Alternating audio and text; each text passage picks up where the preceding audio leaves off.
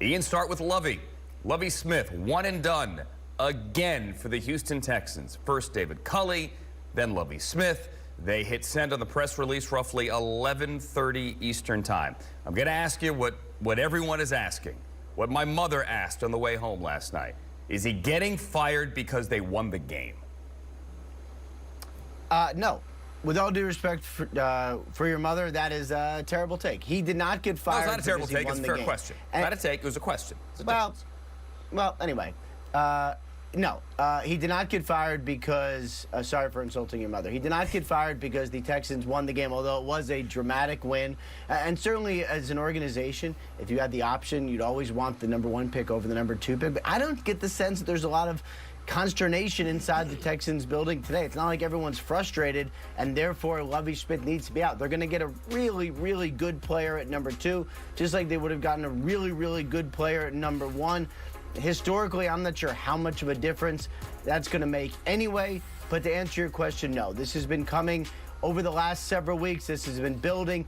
It's a young roster, Tom. It's a good roster. They obviously need an influx of talent. They got a lot of cap space for it, but the thought was, you know, this is a roster that was probably in a better place than last year. They won fewer games, just did not see the kind of overall build that you'd like to see. The future was not with Lovie Smith, so Nick Caserio and Kyle McNair made a change last night as soon as they landed back in Houston. Ian, Lovie Smith opened every team meeting in training camp with a slide up on the screen that said the Texans will be the 2022 world champs. They did play better. Down the stretch, they were competitive in games, obviously won in Week 18, but the bottom line is they finished 3-13-1, the second worst record in all of football, and there was a lot of frustration about the overall functioning or dysfunction of the football operations. You knew that there were some things happening behind the scenes, going back to when Brandon Cooks, who's supposed to be one of the leaders on the team, ended up being stripped of his captaincy after trying to get himself traded back before the deadline. There were other altercations and disagreements between coaches and players through the course of the season. It was just the right time to move on, and there are some logical candidates. Jonathan Gannon, the Eagles defensive coordinator, is certainly one, had 2 interviews with the Texans for the job a year ago, and also D'Amico Ryans, the former Texans linebacker, now the 49ers defensive coordinator, should be hot in this cycle. Don't be surprised if he ends up in the mix in Houston as well. There was an odd thing that happened yesterday here. They won another division road game. So the Houston Texans won all 3 of their division road games and then lost everything else, or rather didn't lose. They won, whatever, you get my point, and then lost everything else. Here it is. The first team in NFL history to go undefeated in divisional road games, but winless in every other game. In 103 years, that had never happened. Wow. They're 1-0-1 against the Colts and 2-13 against everyone else. There you go. That's the other reality of it. Yep. Thank you, Tom. We appreciate it. And we're off and running. So are we. For 4 hours today. There are 4 vacancies, Steve. You got the Texans, you got the Colts, Frank Reich, Jeff Saturday, you got the Broncos, the Nathaniel Hackett, Jerry Rosberg combination, and the Matt Rule, Steve Wilkes combination. We'll get to all of those at one point during this show. Mark Ross with me now. But, Mark, let's start with the Texans. You kind of felt like it was going to be one and done. Yesterday was just odd, like Davis Mills throwing it up for grabs, and on that 4th down, getting the touchdown. Then they go for 2, so they don't get the first overall pick. Chicago's celebrating today. What do you think of what's going on there in Houston? Well, Houston is an organization without direction when I look at them, and we've been saying that for a long time. You know, let's be honest. David Culley and Lovie Smith were both hired to be fired. Those guys were not hired to be the long-term answer, and I'm sure when they were hired, remember when they were hired, it was like, why are they hiring those guys? Well, they were hired to be fired, and that's just not the way you run your organization. You need stability. You need continuity. You need a vision and a plan, short-term and long-term. And when I look at this Texans team, they just look like a team that lacks direction. And when you knew you were going to fire Lovie Smith, this team is probably known as when they hired him, and of course, down through the stretch of the season. And now you put him in this last game, he's going to coach to win. So for them winning that game yesterday, good for Lovie Smith, because I haven't been around any football coach or player that's thinking about tanking or draft picks or anything like that. They're thinking about winning games. So good for Lovie Smith for going in there. But they need some direction in that organization, Steve, and very unfair to those guys these last 2 years, Lovie and David Culley. Well, at the same time, look, these are both kind of grown men who knew the circumstance they were getting into, I think, a little bit. I mean, they were hoping to win. But, you saw last year David Culley, you had the Deshaun Watson dysfunction going on where they just basically paid him to stay away.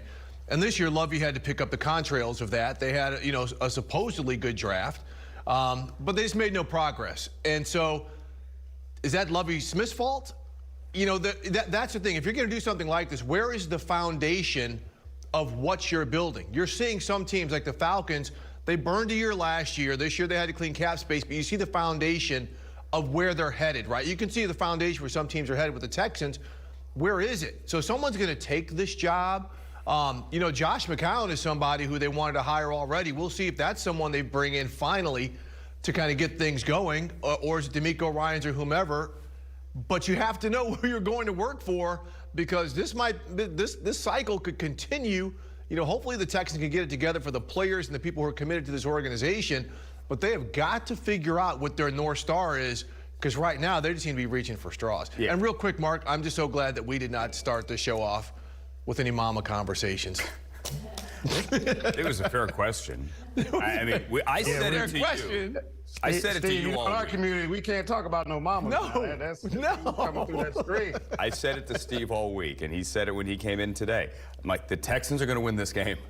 I know they got blown out by the Jaguars last week. They've played better the last couple of weeks. They're going to win this game, period. I didn't think it was going to be like that with the two-point try.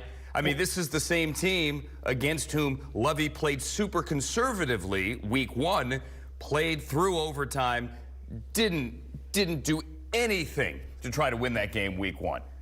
Week 18, though, he did. Yeah, well, Andrew, that's the mindset. Week one, he thought he really had a chance, and now week 18, he's like, well, forget it. I'm out the door anyway, so I'm going to be... Interim basis after Matt Rule was fired, and up into week 17, had a shot at a division title here. Ian and Tom are back. Actually had a lead going into the fourth quarter, a double-digit lead against the Buccaneers before it all slipped away. What's going on there, Tom, in Carolina?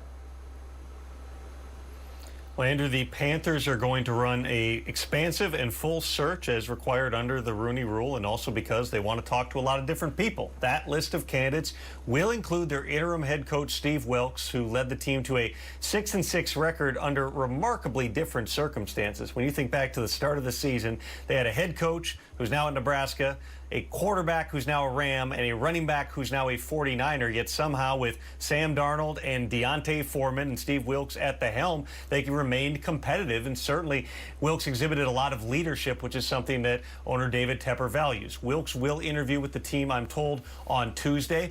Today, they will start external interviews with former Lions and Colts coach Jim Caldwell. Caldwell has a winning record as a head coach, 4 playoff appearances in his 7 seasons. Certainly a candidate who's been on the radar for a number of years, but has not been in the league since he was fired by the Lions several years ago. I would also anticipate the Panthers are going to talk to a lot of the hot, young, rising offensive coordinators in the league, guys like Ben Johnson of the Lions, Mike Kafka of the Giants, Shane Steichen from the Eagles, Shane Waldron from the Seahawks, among others. This is not going to be a fast process. Steve Wilks, though, absolutely is in the mix there in Carolina. All right, Jim Caldwell, local there, lives in Winston-Salem. As Steve Weitz reminds me, Wake Forest coach, obviously, at one time as well. Ian Rapoport, speaking of college coaches, what's going on with Jim Harbaugh? Because there was a statement last week that really was just a lot of words on a screen, something about him in Michigan and coaching that didn't really say anything.